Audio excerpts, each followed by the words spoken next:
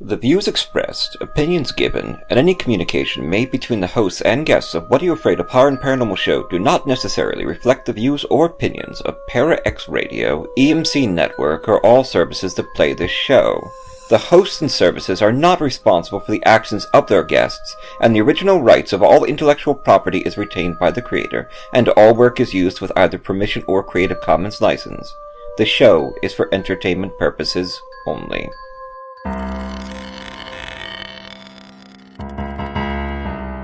I'm horror author T. Fox Dunham. And I'm horror author and filmmaker Phil Thomas. And tonight we're asking you, what are you afraid of?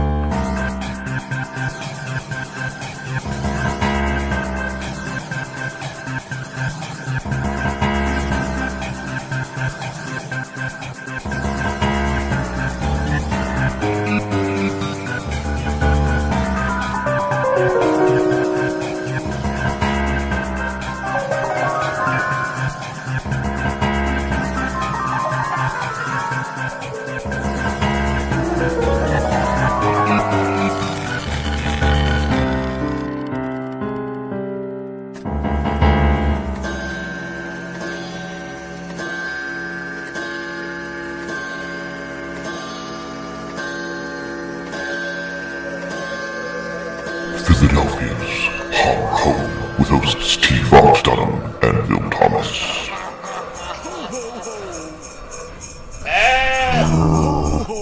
A little closer. Get in range. Ho, ho, ho! Fire!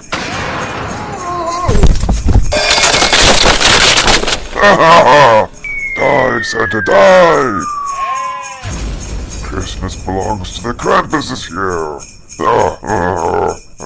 We're staring down the barrel of Christmas. Can you believe that? A few days. Are you feeling good? Are you comfortable with everything? I am, yes. Okay, you got your shopping done? And I did a lot yesterday. Okay. What, for you too? Well, yes, thank you so much for that. No problem, you're welcome. But we're happy to be back for episode 105. Yes, 105. Christmas has a dark side. It absolutely does. It absolutely does. And it's something I've been researching. This is the heart of winter, the darkest days of the year. It's some of the coldest days leading into January and February. You've run out of food. You're basically in your larder from your harvest. You're butchering all your animals right now because you don't want to feed them through the winter. So it is a time of fresh meat. Yeah. But not a lot of time of green vegetables. Right. So this is a time when people got sick and died. Yeah. And that's really where this tradition of ghost stories comes from. Yeah. It's scary to think about when you think about like how they had to live back hundreds of years ago. Yeah. Even 100 years ago. Yeah, even 100 years. 150 years ago. And in some places today, still. Yeah, yeah. It's not as widespread anymore, but it still exists. But this is why Christmas does have a dark side. And it's always been traditional that Halloween was the beginning of ghost stories, but Christmas was sort of the end. Yeah. You know, the people would get together, and of course you didn't have television, and you didn't have your DVDs or MP3 players. So you had to get together with friends and family around one fireplace to keep warm and to entertain each other on Christmas and Christmas Eve. So you would start telling stories and try to one-up each other, and you would eventually get into ghost stories. Mm-hmm. Right. Because people always had people you would go and say, well, my aunt couldn't be here, or my cousin wasn't here, or my daughter passed away this year. And so you were always thinking about the people you lost. Naturally, it's going to be ghost stories. Yeah. Well, this is What Are You Afraid of? Horror and Paranormal Show on Para-X Radio at Friday nights at 9 o'clock. I know we've been a little sparse, but we are back and we're going to keep going. And we are getting ready to celebrate Yule, which is the day I celebrate Christmas, of course. Happy Hanukkah to everyone who celebrated it this year. And we are bringing you some great ghost stories and some creepy Christmas tales on episode 105. You know, kind of stay in the theme, but also for people just enjoying a nice winter set of tales. We've got wonderful ghost stories that I've been researching from a place called the Baleroy Mansion, which is near us in Chestnut Hill, which is a nice area in Philadelphia. And there's this old house that's been haunted since the day it was built, and there are just so many ghost stories there. And I've been researching them and writing them, and David Walton reads it. We've got some great, funny, spooky Christmas music, holiday music. This is episode 105, and we're going to start with our ghost story. It's a little bit of a long one, but it's wonderful. Stay in there, read by David Walton. This is part one of my series on the ghosts of Baleroy Mansion on What Are You Afraid of? Horror and Paranormal Show. place at your table for a zombie. Fill a plate for your rotting fellow man. It's really tough to be undead, help them celebrate instead. At the holidays, it's good to lend a hand. It's a season full of joy and celebration, but for those who struggle with reanimation, it's not toys and dolls and trains, just the endless search for brains. There's nothing fun about zombification, so set a place at your table for a zombie. Fill a plate for your rotting fellow man. It's really tough to be undead, help them celebrate instead. At the holidays, it's good to lend a hand. You don't have to buy your zombie friend a present, but if you don't feed him something, he'll resent it. As long as what you serve is fresh, it doesn't have to be human flesh. Try a turkey or a brisket or some pheasant, and set a place at your table for a zombie. Fill a plate for your rotting fellow man. It's really tough to be undead, help them celebrate instead. At the holidays, it's good to lend a hand. Sing along, zombies! Very good, very good. Fill a plate for your rotting fellow man. It's really tough to be undead, help them celebrate instead. At the holidays, it's good to lend a hand. The Ghosts of the Baleroy Mansion, Chestnut Hill, Philadelphia, Pennsylvania, USA.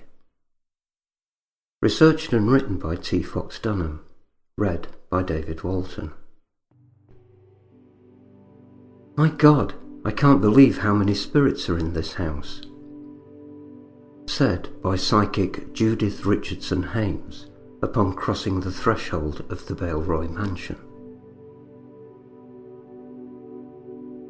Chestnut Hill stands as one of Philadelphia's most beautiful communities and one of the most expensive places to live. I know Chestnut Hill well.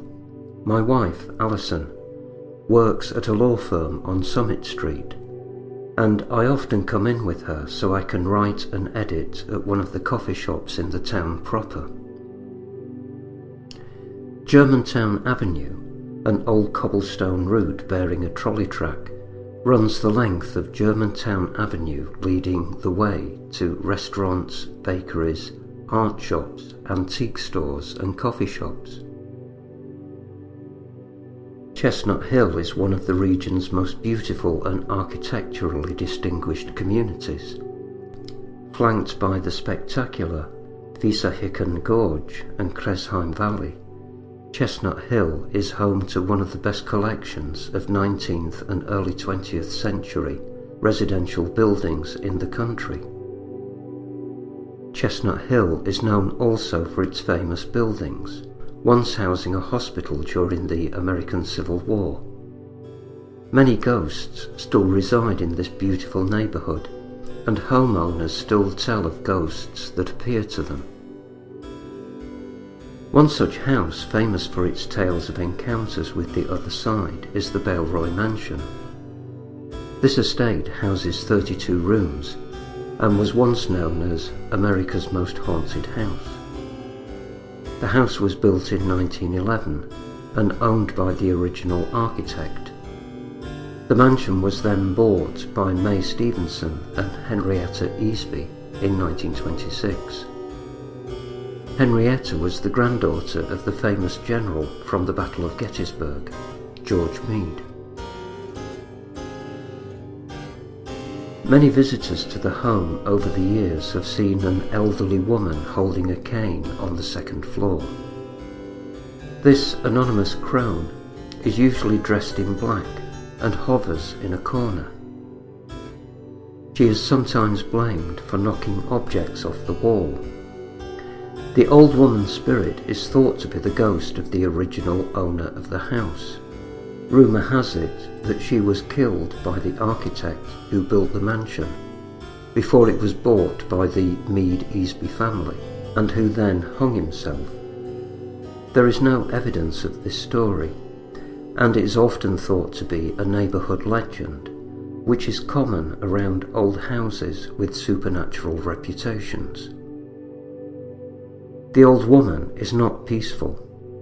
She knocks on the floors and walls, materializes with her cane in a threatening manner, and menaces anyone she believes is trespassing in her home. Then, as fast as she appears, she vanishes, leaving witnesses shaken. Other spirits inhabit the mansion. Several housekeepers have died on the property over the years, though why would they want to clean such a big house for the rest of their afterlife? Some visitors claim to have seen the ghost of Thomas Jefferson standing near a grandfather clock in the dining room, though they may have just seen a spirit in colonial garb and associated it with Jefferson. Most of the furniture in the dining room belonged to General George Meade and was passed down to Easby's mother, including a large dining table. However, George owned artifacts that belonged to Jefferson, which might account for the visits of the late president all the way from Virginia from time to time. Seances have been held, and famous mediums have come to the house to explain the numerous ghost sightings.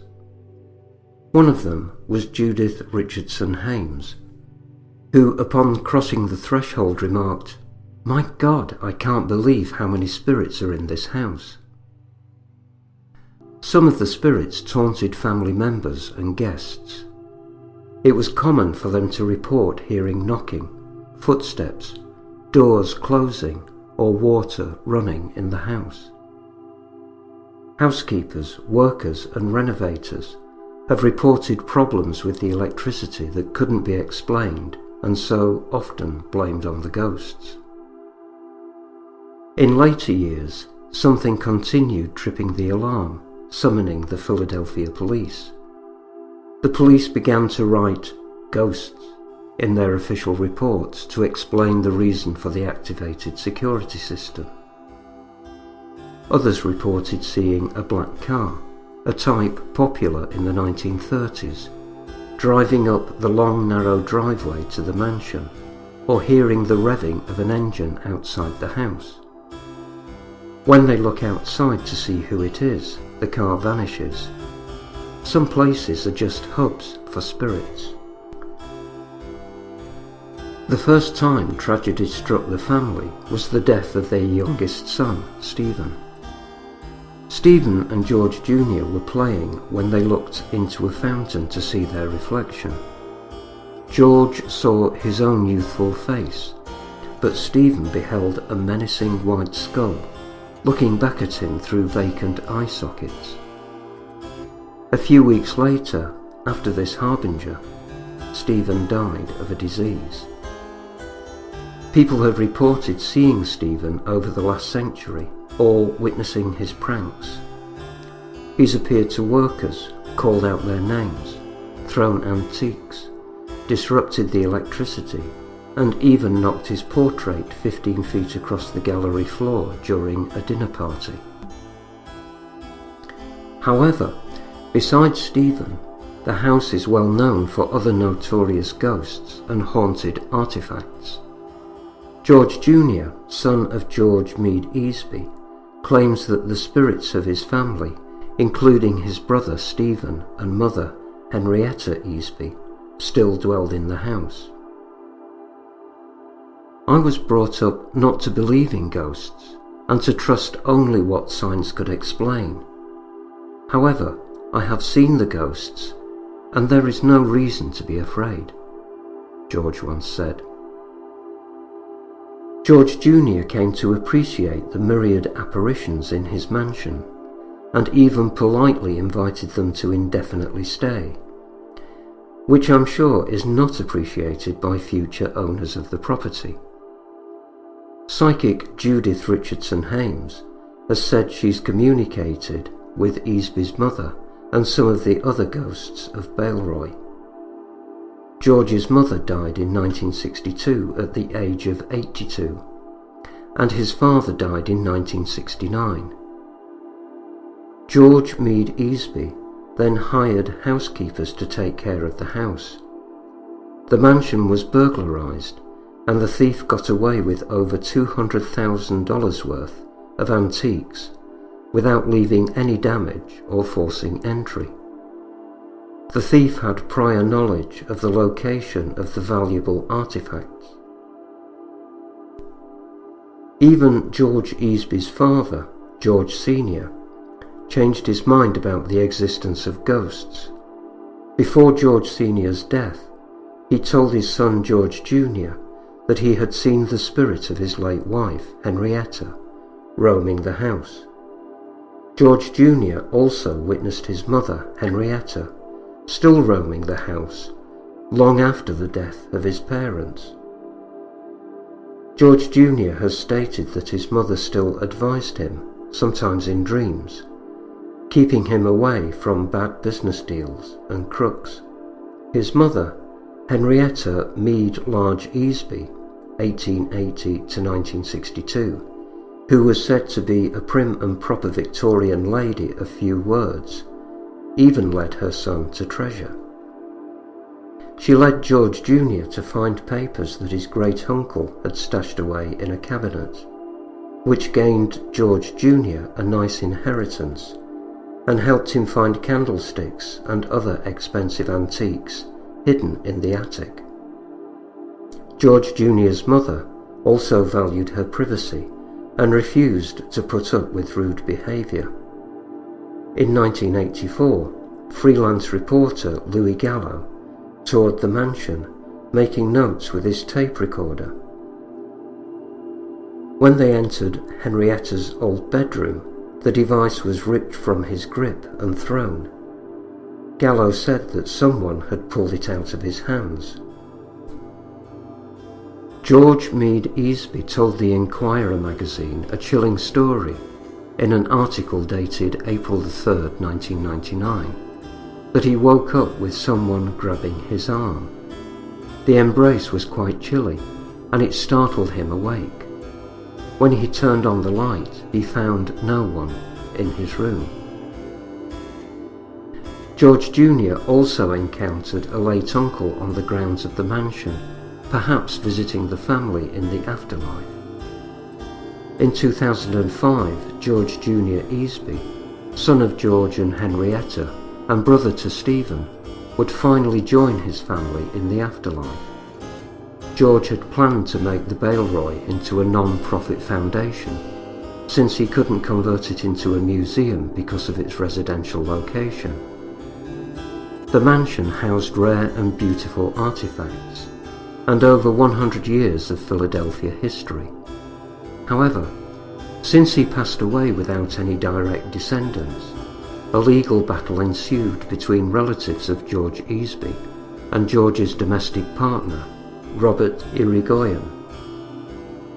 The mansion would eventually be renovated into a private residence, and the antiques sold or donated to other museums. George Jr. swore he'd join his relatives haunting the mansion, though there's been no mention of him by the current residents. The new owners have claimed a few brief encounters with the spirits of the mansion, but no one knows if the spirits of Baleroy have moved on. We ask that our listeners and audience respect the privacy of the current owners of the Baleroy Mansion and the other haunted sites upon which we report. In July 2012, the indie rock band The Walkmen filmed a music video for their song The Love You Love at the Baleroy Mansion. The band said they were looking for a unique location to support the surreal nature of the video, and they witnessed some unexplainable events on the property while shooting the video. Now, this is not the end of the ghost stories from the Baleroy Mansion. We still have the story of the Blue Room and the Death Chair to share with you on another episode of What Are You Afraid Of? Horror and Paranormal Show. The story was researched by horror author T. Fox Dunham from several sources of documented hauntings in Philadelphia. His sources include Haunted Philadelphia by Darcy Ewart, the Chestnut Hill Patch, the Philadelphia Inquirer, various online websites, Haunted Houses USA, the works of Mark Nesbitt, and local interviews. The stories have not been plagiarized, and the original writings of the authors have been respected. Written for What Are You Afraid Of? Horror and Paranormal Show. Listen on ParaX Radio at 9 p.m. Eastern Standard Time on Friday nights. Download from a variety of major podcast sites such as iTunes, iHeart and Google Play, plus more. And at our website at www.whatareyouafraidofpodcast.com, where you can find our archive of episodes, articles on paranormal and horror writing subjects, and our collection of ghost stories, each with a narrator reading the story. And if you have had an encounter with a ghost, please contact us so we can share your story. Guidelines are available on the website at www.whatareyouafraidofpodcast.com. Hi, I'm David Walton, and I drop whatever I'm doing to read whatever Fox and Phil demand of me. My digital, as opposed to ectoplasmic alter ego, is called Brendan Shawland, who regularly plays guitar and sings in a virtual world. Brendan has a website, David doesn't. Bandcamp sales figures would suggest that Brendan's music is decidedly niche. If you want to be in the vanguard of support as Brendan heads towards global domination, just put Brendan Shawland in your favourite search engine, and you'll find his website very close to the top. You'll see what the human looks like, and you can check out the Listen to a Song page to access Brendan's unwillingly private world of creative output. What are you afraid of? Hi, I'm Tim Wagner, Bram Stoker award-winning author. Hashtag Grave Girls. This is Katrina Weidman of Destination America's Paranormal Lockdown. This is Jim Chambers. I'm the author of The Engines of Sacrifice. This is Jasper Barr, award-winning author of The Final Cut. And you're listening to What Are You Afraid Of? What Are You Afraid Of? To What Are You Afraid Of? What are you afraid of? Love it. Fantoxic, please. Fantoxic. Grey Matter Press presents a 21st Century Gothic from John C. Foster, the author of Mr. White. The Isle. There's a secret at the edge of the world. When a deadly menace threatens a remote island community, United States Marshal Virgil Bone digs into the island's macabre past. But some secrets should never be uncovered. Some curses should be believed. And some people will kill to keep it so. The Isle is available at Amazon, Barnes & Noble, and other fine retailers.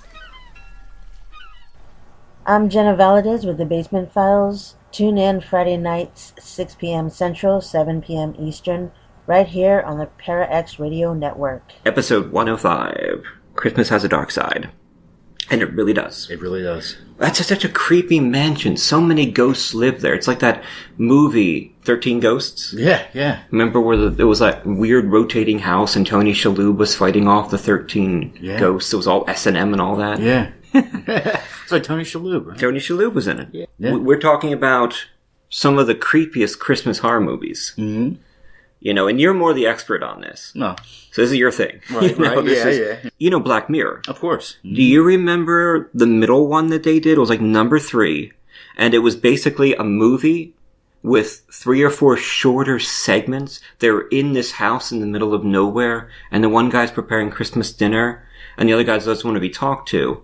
And he's like trying to reach out to him by telling him all these horrible things that have happened with technology. Do you remember this at all? I do remember it, yes. Yeah. And in the end, of course, it ties up. It's another thing altogether, which is right. Black Mirror. But they did the White Christmas trilogy. Mm-hmm. And I thought it was a neat little horror science fiction thing. Right. You know, and the whole time they're in this house in the middle of nowhere. So you get that great horror theme, isolation. Yeah. You know. Absolutely. And it's a great series. Yeah. Yeah, Black Mirror. It's really well done. It's really it's well done, but it's really it's disturbing to think about how technology can just kind of infiltrate our lives, and it's supposed to be there to make it better, Not always. One of my favorites, Gremlins. Okay, yeah. You know? Is there really anything to say about Gremlins that everyone doesn't know already? It is one of the famous. Yeah.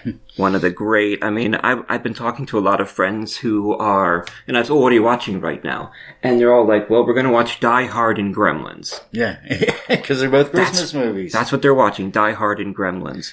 There's 3 rules you gotta follow. The 3 rules. You know, don't get them wet, keep them out of sunlight, or light in general. Don't feed them after midnight. After midnight. Yeah, but I know Gremlins is a favorite of yours. Chris Columbus wrote it. Joe Dante directed it, and Chris Columbus also, same guy who directed Home Alone. Yeah. You know, Chris Columbus was saying in an interview this year, but there's a script for Gremlins 3 that's finished. Okay. And the movie is possibly on the horizon. We shall see. Okay. If it ever happens. We'll see, yeah. Like Ghostbusters 3. And he wants to do, yeah, exactly. He wants to do minimal CGI. So they're going to do puppets, just like they did back in 84, and for Gremlins 2 as well. They were thinking about, Tim Burton was basically getting going with Frankenweenie. Right. And stuff like that. And he was working on Pee-wee's Big Adventure at the time with Paul Herman, great Paul Herman. Right. And they wanted Tim Burton to direct it. Yet he had not directed a feature film yet. So they weren't sure of him. And they gave it to Joe Dante. But can you imagine what it would have been like if Tim Burton had done it? Oh my goodness, I can't even imagine. But you know what? It's the same year. It's 84, right? Yeah. Same year he did Pee Wee Herman's Big Adventure. So he was, So he at that point he had not. So Gremlins would have been his first feature. It would have been. Not Pee Wee. In an alternate dimension. Alternate reality, string theory here. We're like in Fringe with over there.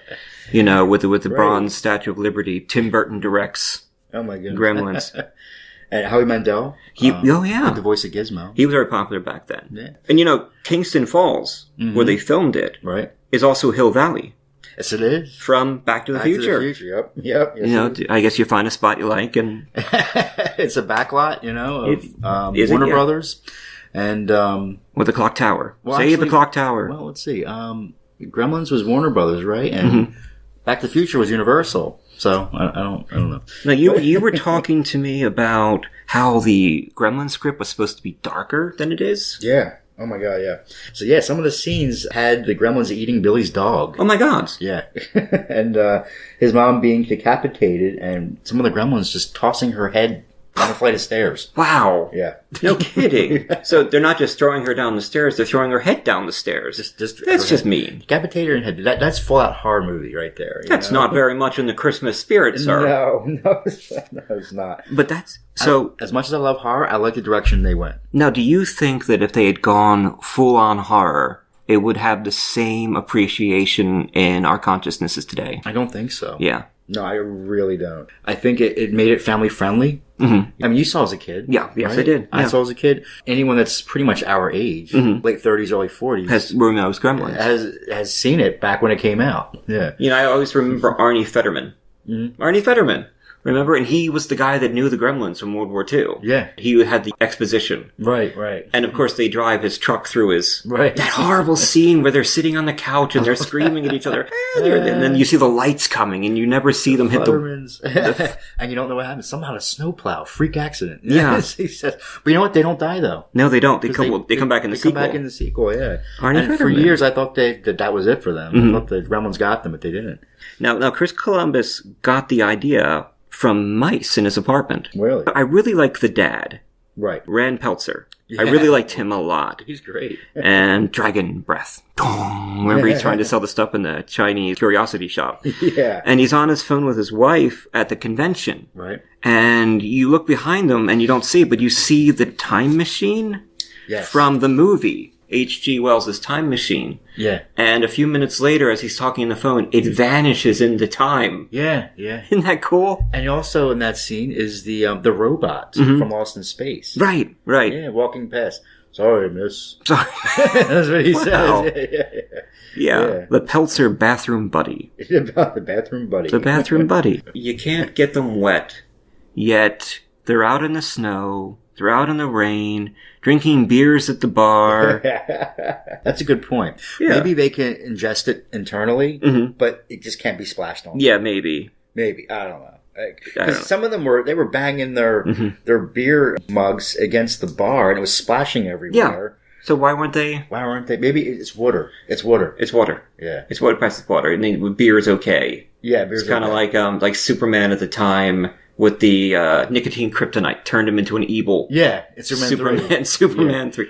That was something we really enjoyed, was the Flash Elseworlds crossover. If you haven't seen it, do you watch The Flash at all? No, but it's something I want to get to. I heard it's so good. They did 3 episodes where they crossed with Green Arrow and Supergirl. Oh, nice. And they brought in a lot of the DC characters from different shows and tied it all together. But there's a scene, spoilers, where they see Superman's farm in Smallville, and you hear the theme song to Smallville, the original series. Right, yeah. That they did for 10 years. Alice and I really liked it. Around the time when they were the first night and they're playing the piano together, and do you remember what song the Casio organ is being played? By Gizmo? It's like... He hits a wrong note at some point. Or no, then he corrects him. Then he dumps over the paintbrushes. It's the song with the aliens from Close Encounters of the Third Kind. Oh, it was? Yeah. I did not know that. Yeah. The scene in the department store where there's a little bit of a nod to Spielberg, where Stripe is hiding in the stuffed animals, and one of them is an E.T. Because Spielberg did E.T. He produced Gremlins, and it even said Steven Spielberg presents Gremlins. Right. He did E.T. 2 years prior, in 82. And this was, 84? 84, yeah. So it was a little bit of a nod to him. The film was actually supposed to be released around Christmas time. It was not. It's basically the worst Christmas ever. Worst Christmas ever. That's Gremlins.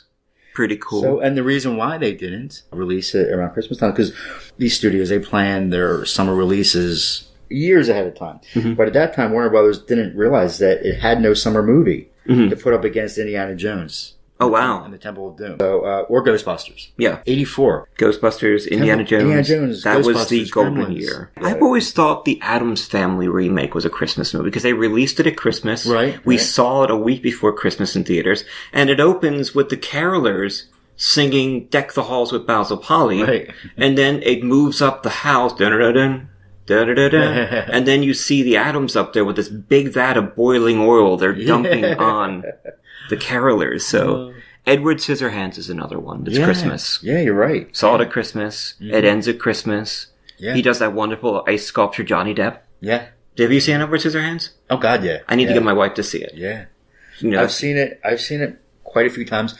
Not as much as Tim Burton. Not as much. That's right. Vincent Price's last film. That's right. It was his last. Tim Burton's. Love with. Huge fan of Vincent Price. He was, right? Yes, he was. And he was the guy in the tower, right? Yeah, in the house, the old inventor. Right, the old inventor. Who got sick and died of a heart attack before he could finish Edward. I gotta get my wife to see that. That's a wonderful modern Christmas. It really, really is. Yeah. It's really all about, the theme is the commercialism as Christmas, where we're using material items to connect with each other, but it's fake. And we don't actually connect with each other, and then we become isolated, and he had the same problem with his hands. Yeah. Yet he was full of love and innocence.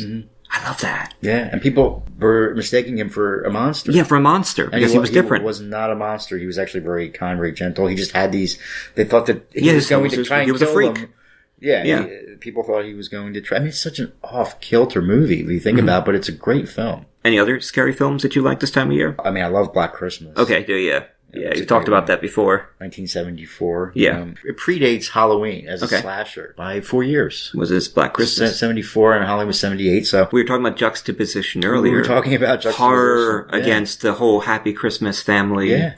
And there's that scene where Margot Kidder is getting stabbed repeatedly. With a unicorn. With a unicorn head. Yeah, I've heard about it. You were talking about that. In the upstairs bedroom of the sorority house, while her sister is at the front door, watching these serene Christmas carols, hum these wonderful tunes. Camera goes back and forth between Margot Kidder's murder upstairs and these Christmas carols. I still have to watch Santa Claus Conquers the Martians on MST3K. A lot of our techniques, like a lot of modern techniques, come from that movie as far as horror goes. The point of view.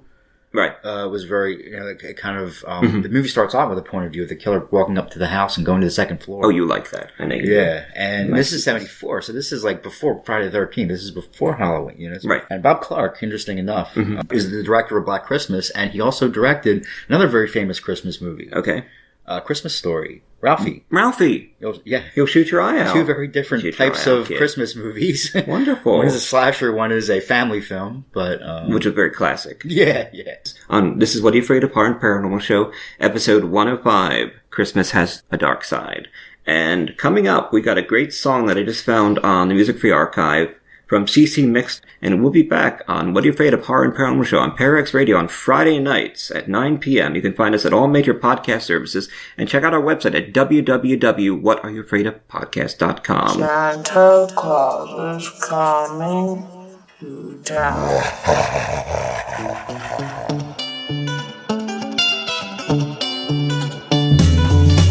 I'd like to pop your blow-up Santa. I'd like to bury it in the snow. Why don't you just put up a string of lights? You don't have to put on a show. I don't remember you asking me if I want to look at that or listen to the music pump. I'd like to pop that sucker flat. I know I'm not the arbiter of taste, but do you know that yours is bad? Maybe I should just knock and talk it out, but I don't want to make you mad. Maybe your kitties derive some joy from plastic that we never had. So I'll just close the blinds and look inside, focus on how that makes me glad. We had a tree and stuff, cookies and peanut brittle, paper chains and popcorn strung. I guess I do miss it a little. We may have had some lights on the eaves. We might have put up a wreath, but I don't recall ever erecting anything to cause our neighbors grief. I'd like to pop your blow-up Santa. I'd like to bury it in the snow. Why don't you just put up a string of lights? You don't have to put on a show. I don't remember you asking me if I want to look at that or listen to the music hum. I'd like to pop that sucker flat.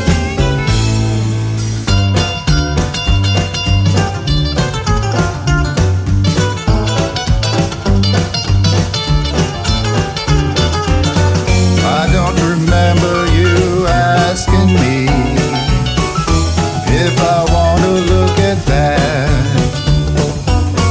or listen to the music hum. I'd like to pop that sucker flat. I'd like to pop that sucker. I'd like to pop that sucker flat.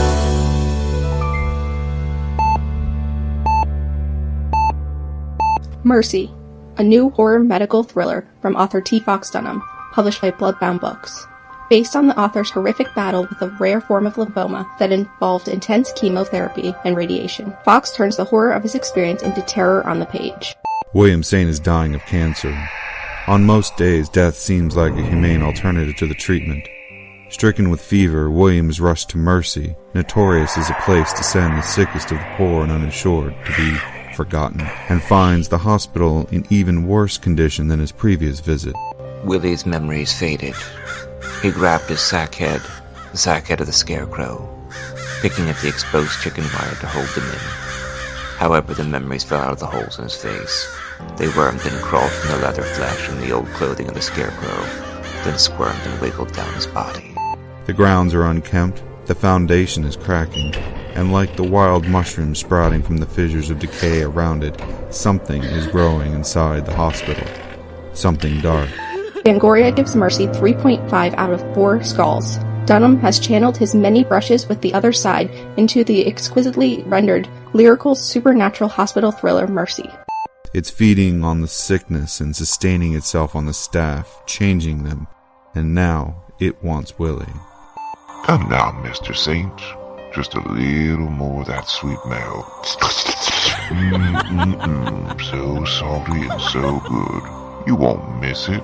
And we ever do so like our delicacies here at Mercy Hospital.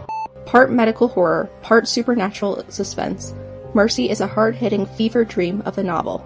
I enjoyed the hell out of it. Tim Wagner, author of The Way of All Flesh and Eat the Night. Available from Amazon, Barnes & Noble, and bookstores everywhere in both print and digital versions. Life is an addiction. Let go. Let it all burn. In the future, roving bands of comic book podcasts will savage the wasteland, once known as the Internet. One podcast, the Grolix Podcast, may not be the biggest, may not be the funniest, may not be the most well-spoken. Wait, what was my point again? Oh yes, the Grolix Podcast. Listen to it at grolixpodcast.com. That's GRAWLIX podcast.com. Explore the darkness. Find out what goes bump in the night. Did you hear that? Did you see that? What's that bright light in the sky? Oh, we so need to investigate.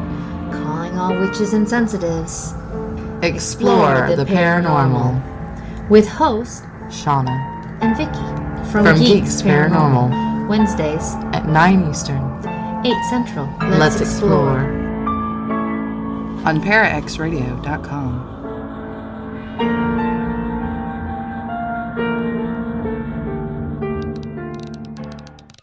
On January 17th at Otto's Shrunken Head, join acclaimed New York City authors Karen Heuler, John C. Foster, and Nicholas Kaufman for a night of thrills, chills, and astonishment as they read from their new novels. Come for the amazing stories, stay for the glamorous prizes. Karen Heuler is the author of The Inner City, In Search of Lost Time, and Other Places. John C. Foster is the author of Mr. White, Night Roads, and The Isle. Nicholas Kaufman is the author of Dying Is My Business, In the Shadow of the Axe, and 100 Fathoms Below. Thursday, January 17th from 7 to 9 p.m. at Otto's Shrunken Head in the East Village, located at 584 East 14th Street between Avenue A and Avenue B. Check out their website for more information at ottoshrunkenhead.com. We're closing up here at episode 105, and we're talking about some of the creepy side of Christmas. Yeah. Ghost stories and things like that. You know, it's a very classic Christmas ghost story, The Turning of the Screw. I love that one. Henry James. Yeah. Washington Irving is the American author that really created Christmas. Right. Just like Dickens around the same time created it, around the same centuries created it in England. Washington Irving wrote a series of stories set during Christmas, and most of them were fiction, but people got the idea of celebrating a lot of the Christmas traditions from him. Wow, that's pretty interesting. Isn't that neat? Yeah, because when you think of Washington Irving, you think of Halloween. You think of Halloween, you think of... Sleepy Hollow, Headless Horseman. Yeah, but really he's defining American culture. Yule is actually celebrated on December 21st, 22nd. It's considered the first day of winter. It comes from Scandinavia. The Norse celebrated it through January in recognition of the return of the sun. They would bring home large logs, which they would set on fire, and feast until the log burned out, which would take a few weeks or a fortnight, haha. Each spark thrown from the Yule log represented a new animal born in the spring for their livestock. Now in Germany, they honored Odin, and they were terrified of him because the god would make nightly flights across the sky, watching the tribes below, and he would decide the fate of his people, if they would become wealthy, die of sickness, whatever. So a lot of people stayed inside because they didn't want to be judged by Odin. Those good old Romans celebrated Saturnalia, as anybody who watches The Big Bang Theory would know. Winters weren't so harsh up in Italy, and as the name denotes, the holiday honored the god Saturn. This started around the first week of the winter solstice, and then it would go for an entire month. Like the Boxing Day which is the English holiday, the Roman social order was turned upside down. Slaves became masters, peasants controlled the cities, businesses were closed, and food and drink were plentiful. Also around that time, Romans observed Juvenalia. This was a feast honoring the children born in Rome. The upper class observed the birthday of Mithra, not the winged caterpillar from Godzilla, but the deity of the undefeated sun. This was about on the 25th, and Mithra was an infant god, a baby. You could see the similarities when Christianity assimilated this into their own traditions, replacing one infant for another. It was actually Pope Julius I who chose December 25th. Now, the Christians were really more interested in Easter. The birth of Christ has actually no documented date, but eventually church officials tried to create a yearly cycle based on the birth and death of Jesus, much like the pagan traditions of the year. Keep in mind, religion was like a business at the time, and faiths competed for the control of the people. First called the Feast of the Nativity, the custom spread in Egypt by about 432, and to England by the end of the 6th century. Eventually, Christmas took over Europe. It was the new thing. Christmas is celebrated also 13 days after the 25th. This is called the Epiphany or Three Kings Day. People got drunk, though.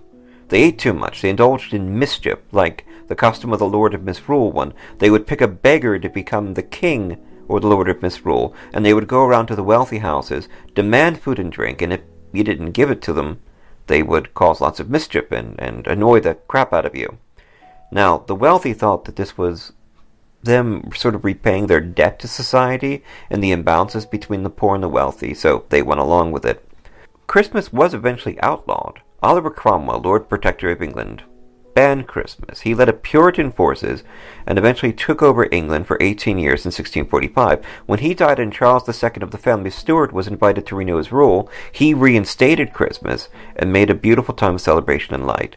But those pesky Puritans did not give up. They came to America in 1620 and canceled Christmas. From 1659 to 1681, Boston banned Christmas. Anyone showing Christmas spirit was fined 5 shillings. Then, the colonists do that pesky revolution, kick off George III of Hanover, and they saw Christmas as a very English holiday, and they wanted to shed everything from England. So they didn't really celebrate it as a national tradition. However, many people came to America and brought their traditions with them. Finally, Christmas was declared a federal holiday in 1870. Americans either absorbed the traditions of the immigrants who created their population, such as the Germans who brought, "Oh, Tannenbaums, you crazy, kooky Christmas trees," into their homes, and it was the writings of Washington Irving who changed it from a party holiday into a day about family and peace. Dickens did the same with A Christmas Carol. Christmas has always been about differences in classes between the wealthy and the poor, and a time when you should give a little to those who have less. Of course, it was also a time of riots and class differences. There was a new tradition in New York that came about in the early 1800s, the Christmas riots. Now, as a pagan, I celebrate Yule, the solstice, the birth of the year after the death at Samhain. This is the darkest day of the year, but the light begins to return after this. It's about hope. It's about the sun. I decorate my altar with yellow candles, pomanders made of dried oranges studded with cloves, and I also put out the cuttings of the season, holly, mistletoe, juniper, and pine, all about the eternal nature of life, and that we celebrate. As a living soul, I enjoyed the traditions of many cultures. We are a celebration of many races, and we reflect this in our holiday. So, happy holidays, everybody. From What Are You Afraid Of? Horror and Paranormal Show. So, you gonna have some eggnog this year? Oh, yeah. Mm-hmm. In fact, I had a little bit last night. Yeah, I might have some myself. I had one glass. We're getting older, Phil. Yeah. You can't have too much eggnog. I know.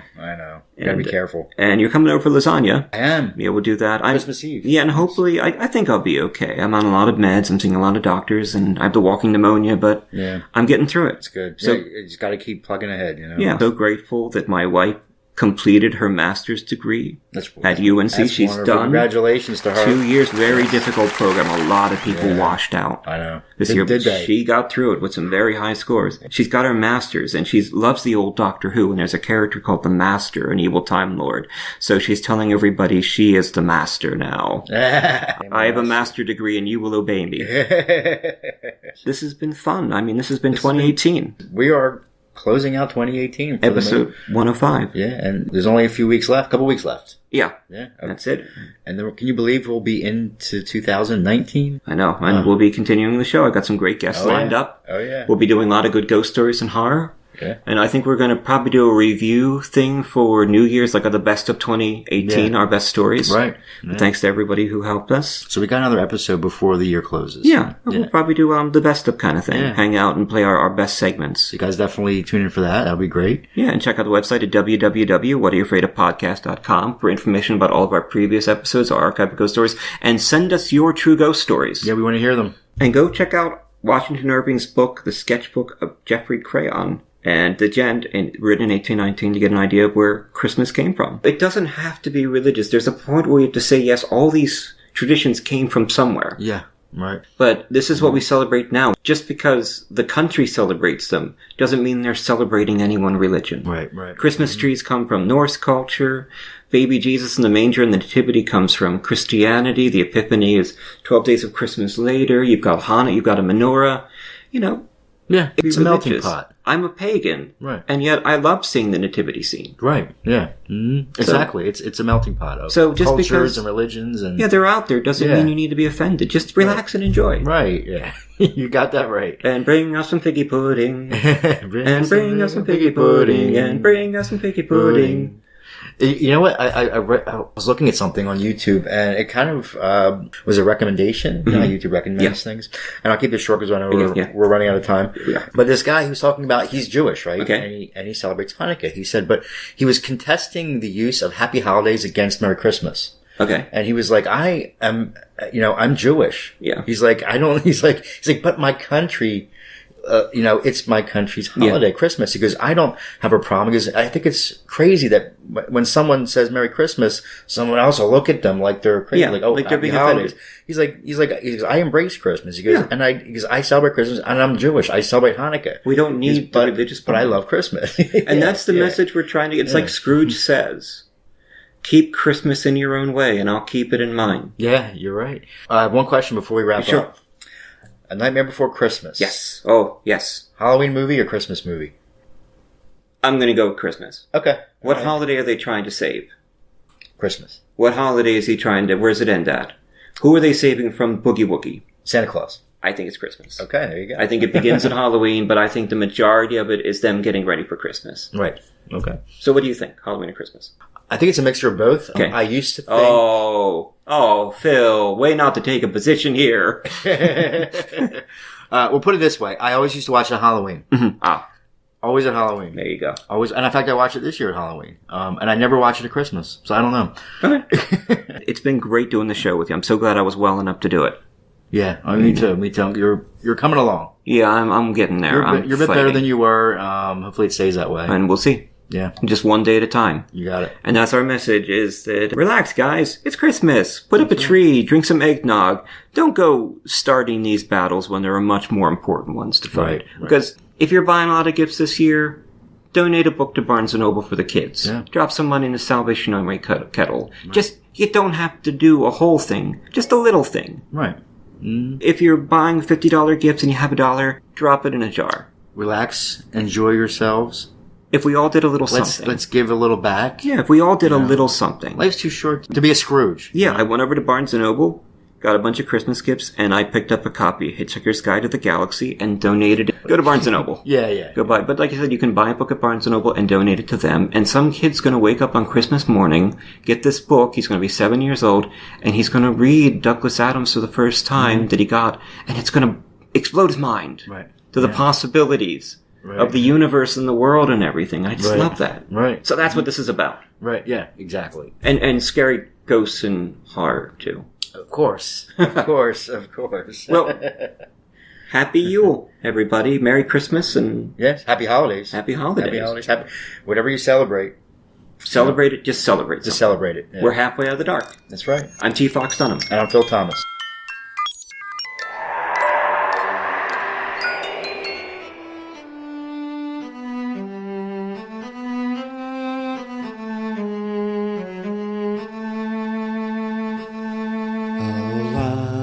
My love, you do me wrong to cast cast me off discourteously, for I have loved you well and long, delighting in your company. Green sleeves was all my joy, green sleeves was my delight, green sleeves was my heart of gold, and who but my lady green sleeve? Your vows you've broken like my heart, oh why did you so enrapture me? Now I remain in a world apart, but my heart remains in captivity. Green sleeves was all my joy, green sleeves was my delight, green sleeves was my heart of gold, and who but my lady green sleeves? My men were clothed and all in green, and they did ever wait on thee. All this was gallant to be seen, and yet thou wouldst not love me. Green sleeves was all my joy, green sleeves was my delight, green sleeves was my heart of gold, and who but my lady green sleeves? That's not very much in the Christmas spirit, sir. No, it's not. T. Fox Dunham lives in Philadelphia with his wife Allison. He's a lymphoma survivor, cancer patient, modern bard, and historian. His first book, The Street Martyr, was published by Gutter Books. A major motion picture based on the book is being produced by Throughline Films. Destroying the Tangible Illusion of Reality or Searching for Andy Kaufman, a book about what it's like to be dying of cancer, was recently released from Perpetual Motion Machine Publishing, and Fox has a story in the next Stargate anthology from MGM and Fandemonium Books, Points of Origin. Fox is an active member of the Horror Writers Association, and he's had published hundreds of short stories and articles. His motto is wrecking civilization, one story at a time. Phil Thomas is an author and screenwriter from the suburbs of Philadelphia. His screenplays have been produced into feature films False Face and Always from Darkness, and are available in major retailers such as Best Buy and Target, as well as availability on Netflix and Amazon On Demand. His short films can be viewed on his YouTube channel, Film Zero Presents. He is a member of the International Association of Professional Writers and Editors, and he currently writes for Cultured Vultures, Game Skinny, and BloodyDisgusting.com. His first novel, The Poe Predicament, is being published in 2018 by Caliburn Press. The views expressed and the opinions given by the individual host and their guests do not necessarily reflect those of Para X, its affiliates, or its sponsors.